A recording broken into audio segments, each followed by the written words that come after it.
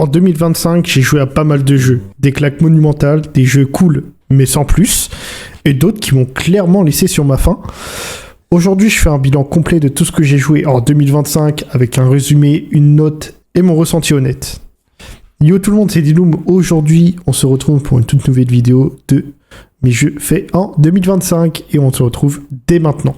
Au niveau des jeux solo et aventures terminés en 2025, on va commencer par Assassin's Creed Shadow. Je fais un petit résumé de chaque jeu, j'essaie d'en faire une phrase pour que ce soit très rapide à comprendre. Assassin's Creed Shadow est un jeu d'action-aventure en monde ouvert, situé dans le Japon féodal, axé sur l'infiltration, le combat et l'exploration. Alors au niveau du ressenti, c'est un Assassin's Creed, j'en attendais beaucoup.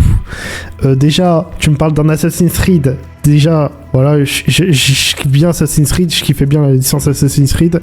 Et en plus, c'est au Japon. Gros bandeur de Japon que je suis. Voilà, franchement, j'étais servi. Et au final, bah, c'est un jeu correct, mais pas marquant. Vraiment pas marquant pour moi. J'ai passé un bon moment sans vraiment trop être surpris. J'ai pas ressenti que c'était vraiment un Assassin's Creed, c'était plus un jeu d'aventure. On va dire que c'était du déjà vu en fait. C'était du déjà vu malheureusement. Pas transcendant. Il était ok. Sans plus, mais faudrait peut-être qu'ils fassent un petit truc Ubisoft, qu'ils finissent leur jeu sans avoir besoin d'ajouter des mises à jour au fur et à mesure pour que le jeu marche correctement déjà, parce que je peux vous assurer que si t'avais un HDD, je peux t'assurer que le jeu il marchait pas. Je sais toujours pas si c'est toujours le cas, mais bon, voilà, de toute façon j'ai 2 SSD dans mon PC donc ça va. Mais au moment où j'avais joué à Assassin's Creed Shadow, j'avais un HDD et un SSD. Je l'ai mis sur le HDD, bah laisse tomber, c'était injouable. Bon, tant pis, à un moment, faut lâcher le HDD dans tous les cas. Mais franchement, ouais. Après, voilà, c'est juste le problème des mises à jour. L'histoire, elle était terminée. Mais bon, pas vraiment, parce qu'après, il faut les rajouter, je crois, d'autres DLC. À un moment, je crois qu'à la fin du jeu, t'avais des boîtes. Bon, j'ai fini le jeu, j'ai pas voulu continuer la suite, ça m'a pas donné envie de faire la suite, je sais pas s'il y a eu des mises à jour entre temps ou pas. Voilà, pour cet Assassin's Creed Shadow, j'en attendais beaucoup, mais je suis déçu, je suis un peu déçu. Mais voilà, ça arrive, ça arrive d'avoir des jeux comme ça, où t'as beaucoup d'attentes et t'es pas trop servi, je trouve. Mais bon, après, j'ai envie de dire, c'est Ubisoft, malheureusement. Voilà, c'est Ubisoft. Bon, en tout cas, Assassin's Creed Shadow, je lui mets 3 sur 5. Alors, après avoir fait Shadow, ça m'a donné envie de faire d'autres Assassin's Creed. J'en ai plein dans mon stock de jeux. Mais j'ai voulu refaire Assassin's Creed 2. Qui pour le coup, très très vieux jeu les mecs, voilà il date, mais c'était un très bon jeu et c'est pour ça que je l'ai refait en 2025 et pour le coup je trouve que il n'y a pas trop vieilli niveau mécanique, mais on va détailler ça après. Donc Assassin's Creed 2 c'est un jeu d'action aventure narrative qui suit l'histoire de Ezio Auditore dans l'Italie de la Renaissance. J'en donnerai pas plus pour éviter de faire des longs pavés comme je l'ai dit avant. Donc au niveau du ressenti, franchement le refaire en 2025 ça m'a fait réaliser à quel point il est très important pour la licence. Je trouve que c'est un jeu qui a quand même marqué son époque et que franchement tout était plutôt pas mal, l'histoire d'Ezio, l'ambiance du jeu, il y avait un peu tout qui était vraiment correct et qui me donnait envie de finir le jeu justement alors qu'on était en 2025 le jeu est sorti il y a quelques années, je l'avais déjà fait quand j'étais petit, mais je l'ai refait en 2025 et franchement c'était un pur kiff de le refaire. C'est super efficace même aujourd'hui, je vous conseille de le refaire si vous l'avez dans votre bibliothèque. Du coup pour Assassin's Creed 2 je mets la note de 4 sur 5. Alors ensuite, on va parler d'un jeu. Je pense que c'était très compliqué de passer à côté de ce jeu, étant donné que tout le monde avait ce jeu à la bouche en 2025. Et je parle bien de Clair Obscur Expédition 33. Ah là là là là là là là. Franchement, je pense que c'est un petit coup de cœur de 2025. Je pense que j'en ai peut-être pas assez profité de Clair Obscur. Je l'ai vraiment rush le jeu, mais j'ai vraiment kiffé mon expérience. Il a eu plein de nominations aux Game Awards, bon, tant mieux pour lui, et il l'a mérité. Donc du coup, je vais vous faire un petit résumé de Clair Obscur, pour ceux qui ne connaissent pas le jeu, voilà. Donc je vais vous faire un petit résumé. Donc Clair Obscur Expédition 33, c'est un RPG narratif centré sur un monde menacé par une entité mystérieuse, qui est donc la Peintresse, avec une ambiance très artistique et mélancolique. Voilà. Le petit résumé, toujours aussi efficace. Bon, n'hésitez pas à me dire ce que vous en pensez de mes résumés dans les commentaires, les mecs. Bon, en tout cas, au niveau de mon ressenti de ce jeu, pour le coup, pour moi, ça a été une grosse claque.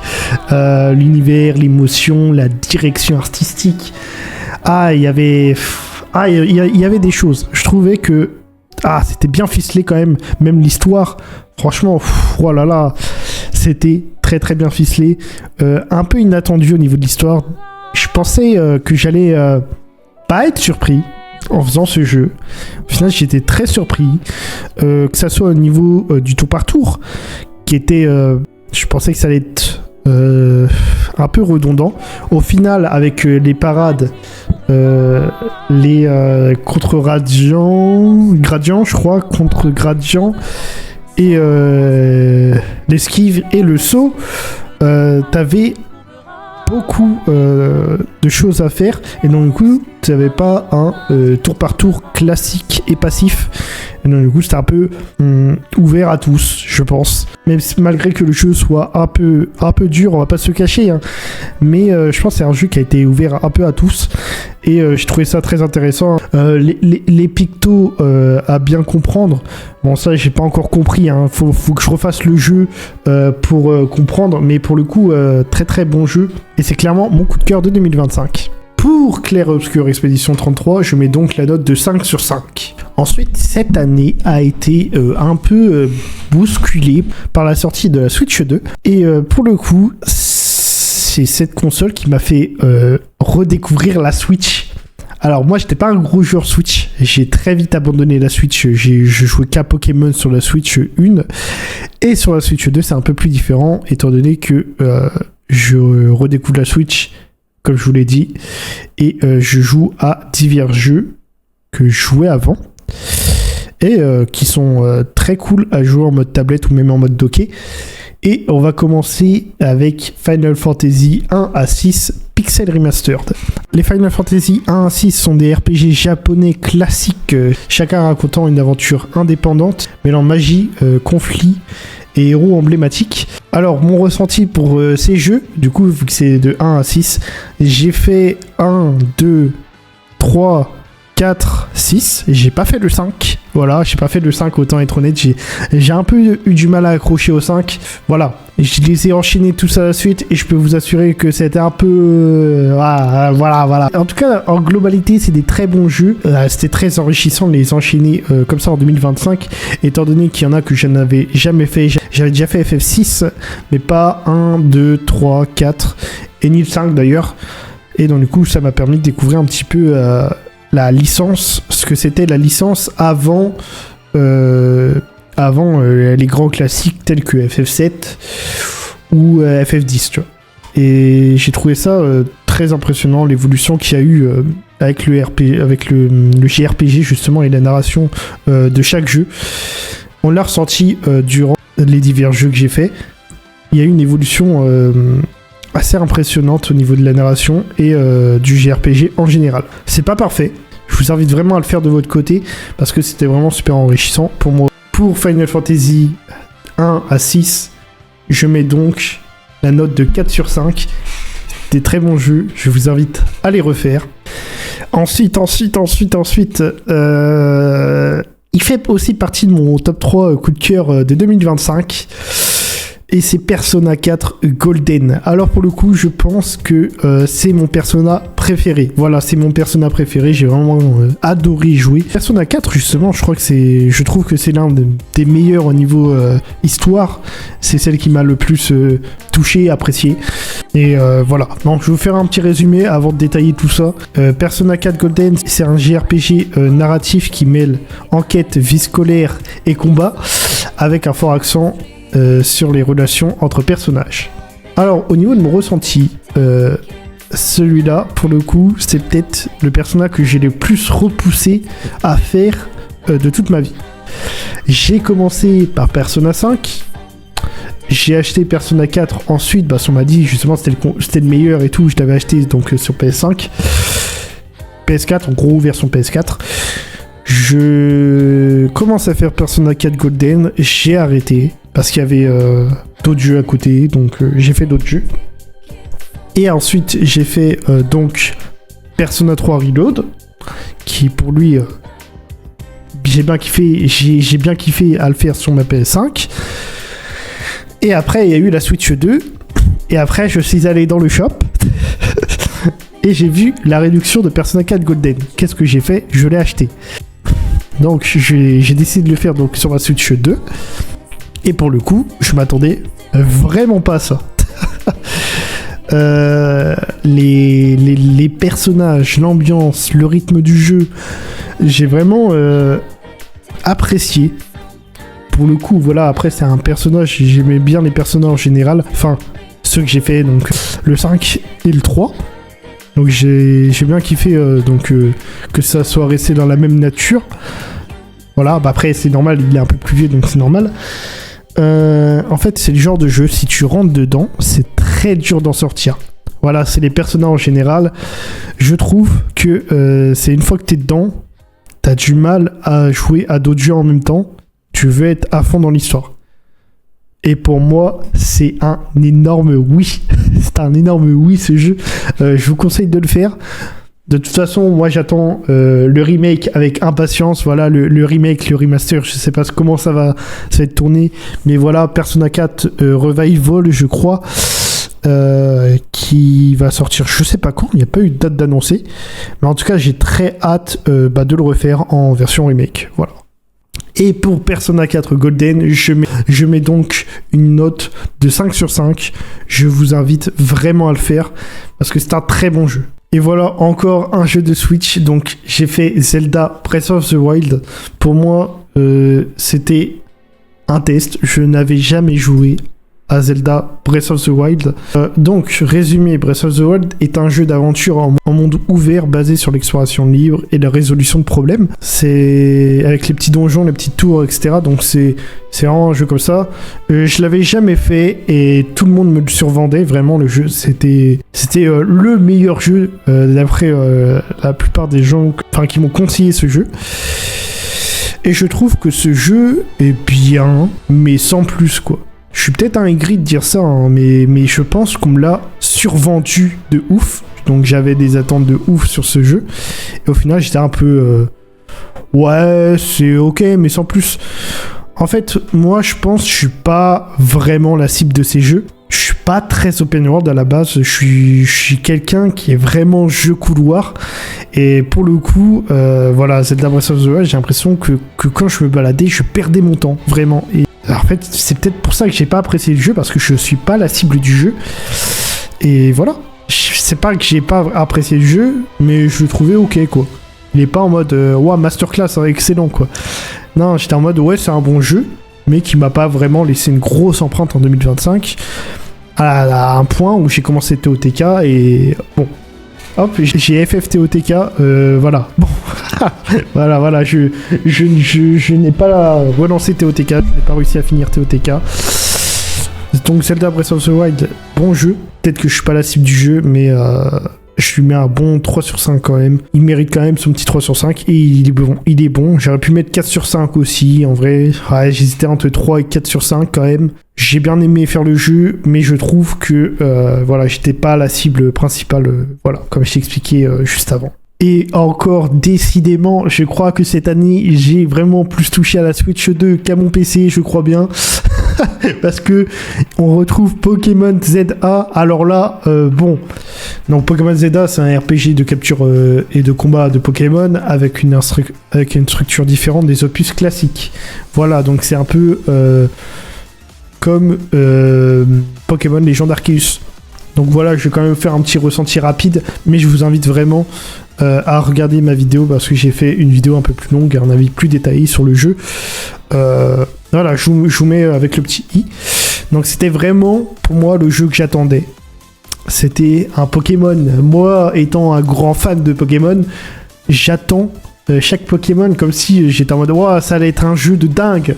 Alors au niveau du ressenti, c'était vraiment le jeu que j'attendais.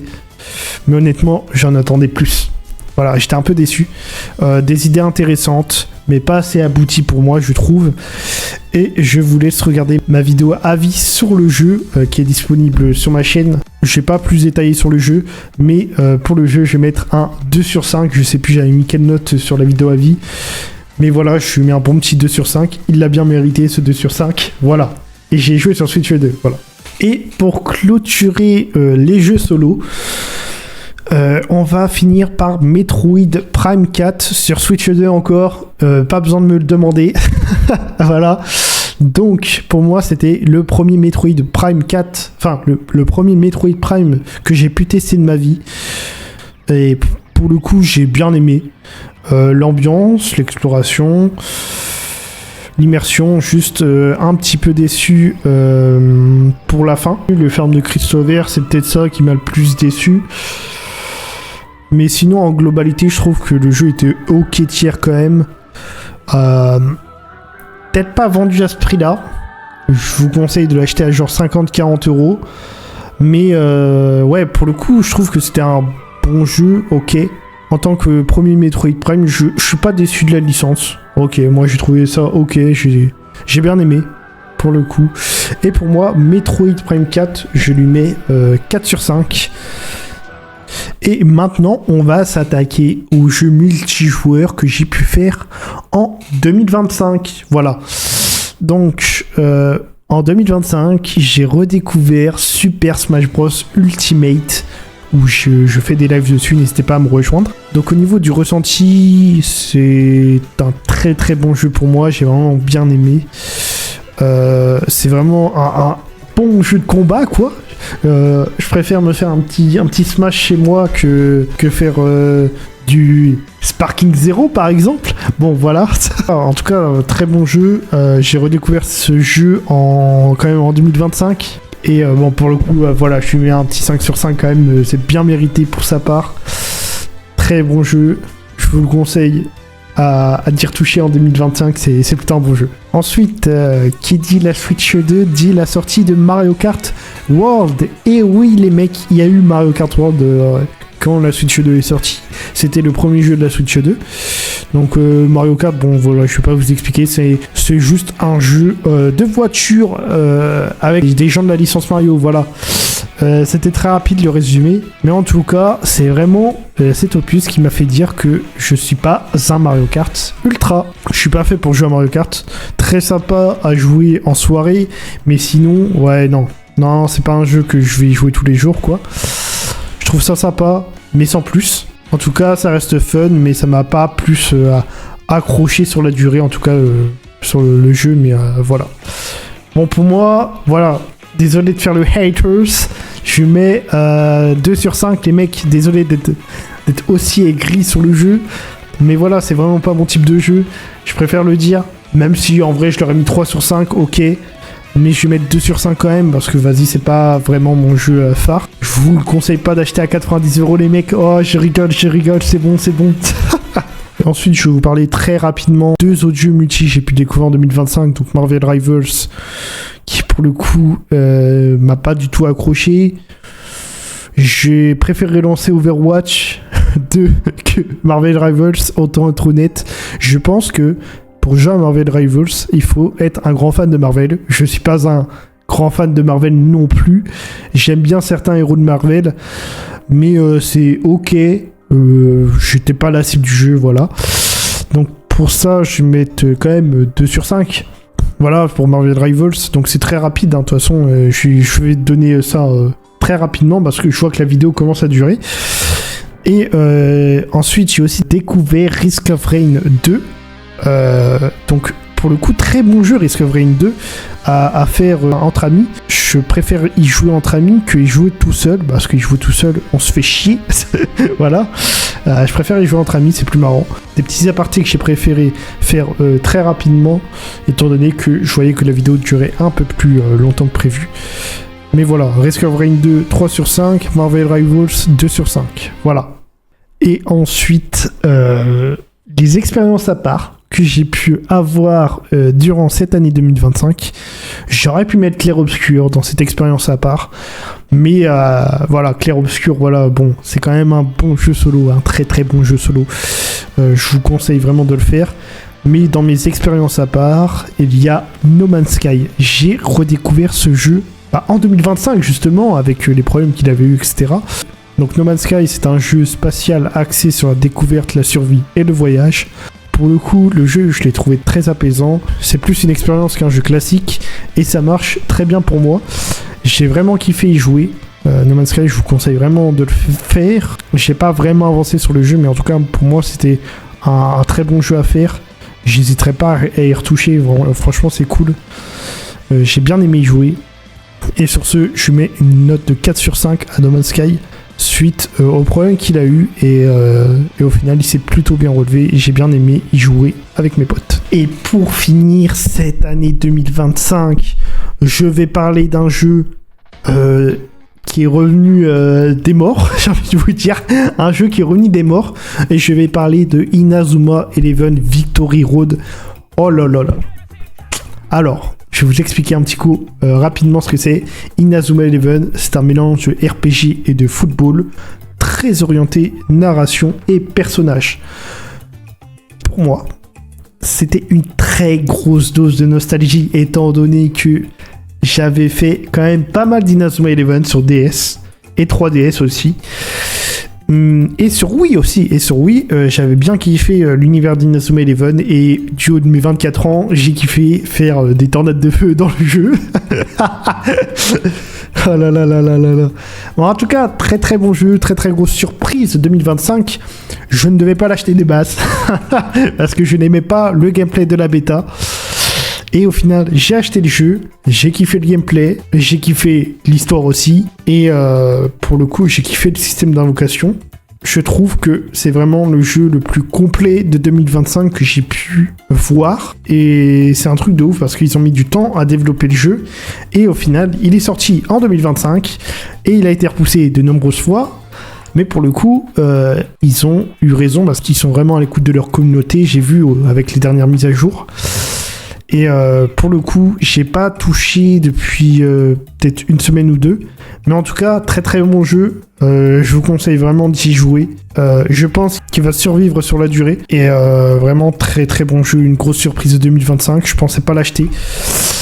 Voilà. Donc pour Inazuma Eleven Victory Road, je lui mets la note de 5 sur 5, très mérité. Je vous conseille de le faire, achetez-le. Et oui, du coup voilà, on finit cette vidéo sur les jeux que je ne devais pas acheter ou des jeux qui étaient inattendus dans ma liste d'achat. Donc par exemple, Clair Obscur n'était pas nominé dans ma liste d'achat. Je l'ai acheté et je l'ai trouvé bien ce jeu. Ensuite, Persona 4 Golden, bon, c'était de l'imprévu lui aussi. Et j'ai vraiment kiffé y jouer. Metroid Prime 4, c'était aussi l'imprévu. C'était plutôt l'imprévu aussi. Et Inazuma Eleven Victory Road, c'était des imprévus aussi. Alors, la plupart des jeux que j'ai eu, c'était des sortes d'imprévus. Soit on les avait en réduction, ou soit c'était des jeux où je m'étais dit, bon, je vais tester quand même.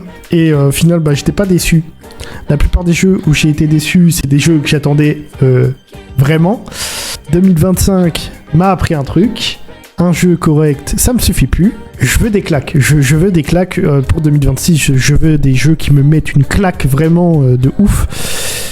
Et bizarrement, celle que j'ai prise, c'était pas sur les jeux que j'avais prévus de base, comme je le disais avant. Et du coup, c'est quoi votre jeu à vous de 2025 ?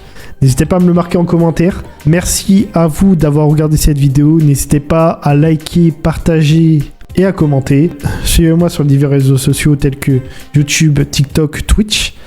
Et sur ce, moi les gars, je vous dis à la prochaine pour un prochain live ou pour une prochaine vidéo. Et moi je vous dis ciao.